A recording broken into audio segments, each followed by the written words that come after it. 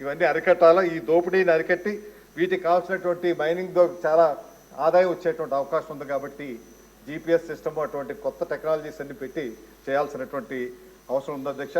వ్యవసాయానికి కూడా అత్యధిక ప్రాధాన్యత ఇవ్వడం జరిగింది ఈ బడ్జెట్లో 48,000 కోట్ల రూపాయలతో.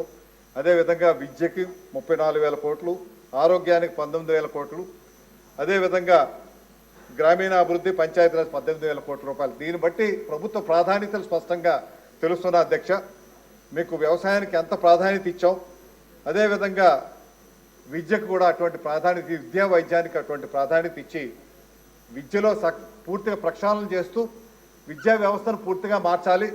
ప్రపంచీకరణ ద్వారా విద్య ద్వారా ఉద్యోగ అవకాశాలు ఎక్కువగా కలగాలనేటువంటి ఆలోచనతోనే మనం లోకేష్ గారు కూడా దీని మీద తీవ్రంగా ప్రయత్నం చేస్తున్నారు అధ్యక్ష. ఉద్యోగ అవకాశాలు కలిగేటువంటి విద్యా వ్యవస్థను తీసుకురావాలనేటువంటి ఆలోచనతో దీంతో పాటు క్రమశిక్షణ, అదేవిధంగా మీకు యోగా కానీ ఇటువంటివన్నీ కూడా ఈ స్కూల్ నుంచే ప్రారంభించే కార్యక్రమం కూడా చేయాల్సిందిగా లోకేష్ గారిని కోరుకుంటున్నాం అధ్యక్ష. అదేవిధంగా ఏ రాష్ట్రంలో లేని విధంగా ఈ రాష్ట్రంలో ఒకేసారి 13,000 గ్రామ పంచాయతీల్లో గ్రామ సభలు పెట్టి ప్రతి గ్రామంలో కూడా అభివృద్ధి కార్యక్రమాలు జరుగుతున్నాయంటే మన deputy chief minister Pawan Kalyan garu అత్యంత శ్రద్ధతో ప్రతి గ్రామానికి వెలుగు తీసుకురావాలి, గ్రామ స్వరాజ్యం ద్వారానే అభివృద్ధి కార్యక్రమాలు తీసుకురావాలి అనేటువంటి ఆలోచనతోనే మంచి కార్యక్రమాలు చేపడుతున్నారు అధ్యక్ష. అదేవిధంగా మొన్న గిరిజన ప్రాంతాలు కూడా వెళ్ళి గిరిజన ప్రాంతాల్లో రోడ్లు లేనటువంటి ప్రాంతాలు, కరెంటు విద్యుత్ లేనటువంటి ప్రాంతాలన్నీ కూడా చూసి ఆ ప్రాంతాల అభివృద్ధి గురించి వారు చాలా తీవ్రంగా కృషి చేయడం జరుగుతుంది అధ్యక్ష. మొన్ననే ఈరోజే 117 జీవో రద్దు గురించి మనం లోకేష్ గారు సమావేశం కూడా పెట్టారు అధ్యక్ష. ఈ మధ్య పేపర్లో చూసాం అధ్యక్ష, యూనివర్సిటీ వీసీస్ అపాయింట్మెంట్స్. బహుశా గతంలో నేను ఎప్పుడు కూడా ఇటువంటి ప్రక్రియ చూడలేదు అధ్యక్ష. ఒక కొత్త వరవడి తీసుకొని వచ్చి ఒక నాణ్యతా ప్రమాణాలతో ఉన్నటువంటి ఒక వీసీ ఉండాలి, విద్యా వ్యవస్థను ఉండాలి.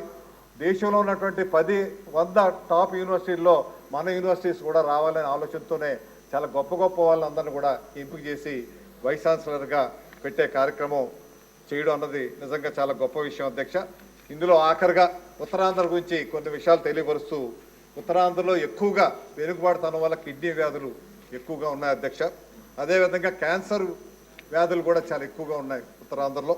అందువల్ల ప్రత్యేకించి విజయనగరం జిల్లాలో ఒక క్యాన్సర్ హాస్పిటల్ కూడా పెట్టేటువంటి ఆలోచన కూడా చేయాల్సినటువంటి అవసరం ఉంది. అదేవిధంగా చిన్నపిల్లలు ఎక్కువ చనిపోతుంది ఉత్తరాంధ్రలో, గర్భిణీ స్త్రీలు కూడా ఎక్కువ చనిపోతుంది ఉత్తరాంధ్రలో, తాగునీరు లేనటువంటి గృహాలు ఎక్కువ ఉన్నాయి ఉత్తరాంధ్రలో. ఇవన్నీ కూడా స్టాటిస్టిక్స్ ద్వారా చెప్పినటువంటి అంశాల ద్వారా ఈ అన్నిటి మీద కూడా ప్రత్యేకమైనటువంటి దృష్టి పెట్టుకొని ఏ విధంగా అయితే ఉత్తరాంధ్ర అభివృద్ధి పరచాలని ముఖ్యమంత్రి గారు పదే పదే చెప్పడమే కాకుండా చేతల రూపంలో కూడా చూపించి అక్కడ మెట్రో రైలు రావడానికి కానీ, అదేవిధంగా అక్కడ ఉన్నటువంటి విమ్స్ కానీ, కేజీహెచ్ ఇవన్నీ కూడా అభివృద్ధి పరచడానికి, అదేవిధంగా టీసీఎస్, గూగుల్, మైక్రోసాఫ్ట్ ఇటువంటి టెక్నాలజీ సంస్థలన్నీ కూడా డిజిటలైజేషన్ కూడా చేయాలనే ఆలోచనతోనే అక్కడ చేయాలనేటువంటి కార్యక్రమంతో ఉన్నారు అధ్యక్ష. ఇక ఇంకొక విషయం, ఆఖరి విషయం అధ్యక్ష, మనకి మున్సిపల్ ట్యాక్సుల విషయంలో గత ప్రభుత్వం చాలా అన్యాయంగా గత 4 సంవత్సరాల్లో 75% మున్సిపల్ ట్యాక్సులు పెంచారు అధ్యక్ష. వాళ్ళు అసెట్ క్యాపిటల్ మీద వాళ్ళు ట్యాక్స్ వేయడం మొదలుపెట్టారు. దయచేసి ఆ పద్ధతి మార్చి గతంలో ఏదైతే పద్ధతి ఉందో ఆ పద్ధతిలో చేయాల్సిందిగా కోరుతున్నా అధ్యక్ష. ముఖ్యంగా మనకి గవర్నమెంట్లో చాలా వేకెన్సీస్ ఉన్నాయి అధ్యక్ష. ఇప్పుడు చాలా డిపార్ట్మెంట్స్ కాంట్రాక్ట్ కానీ, అవుట్సోర్సింగ్ కానీ, కన్సల్టెన్సీస్ ద్వారా అవుతున్నాయి. ఒక 5-10 సంవత్సరాలు ఇప్పుడు ఉన్న ఉద్యోగులు చాలామంది రిటైర్ అవుతున్నారు. ఇప్పుడు వీళ్ళ మీద ఆధారపడి చేయాల్సినటువంటి పరిస్థితి ఏర్పడడం వల్ల అన్ని డిపార్ట్మెంట్స్ కూడా ఇబ్బంది జరుగుతుంది. కాబట్టి వెంటనే నింపుకునేటువంటి తగు చర్యలు తీసుకోవాల్సిందిగా రెవెన్యూ డిపార్ట్మెంట్ చూసాం. ఉదాహరణకి రెవెన్యూ సదస్సులు పెట్టారు 17,000 గ్రామాల్లో. వెంటనే రీసర్వేలు కూడా పెట్టారు అధ్యక్ష. కానీ వాటికి చేయగలిగే సమర్థత ఉన్నటువంటి మనకి రెగ్యులర్ స్టాఫ్ లేరు అధ్యక్ష.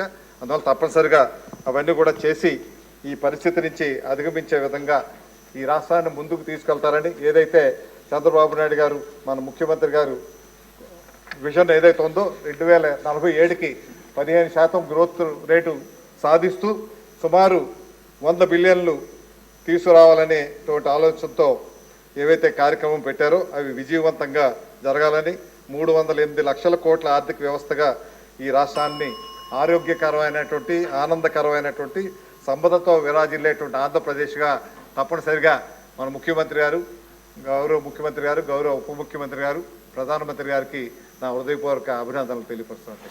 థ్యాంక్ యూ అధ్యక్ష. సమయం చాలా తక్కువగా ఉంది. బహుశా రేపు సాయంత్రమే మంత్రి గారు రిప్లై కూడా ఉంటుంది కాబట్టి ఇతరులకు కూడా అవకాశం రావాలి. ఈ విషయంలో ఎప్పుడూ కూడా సంక్షిప్తంగా చెప్పాల్సిన పాయింట్ గౌతు శిరీష్ గారు చెప్తారు. వారు తర్వాత మాట్లాడే వాళ్ళకి ఆదర్శంగా ఉండాలని కోరుకుంటూ శిరీష్ గారు.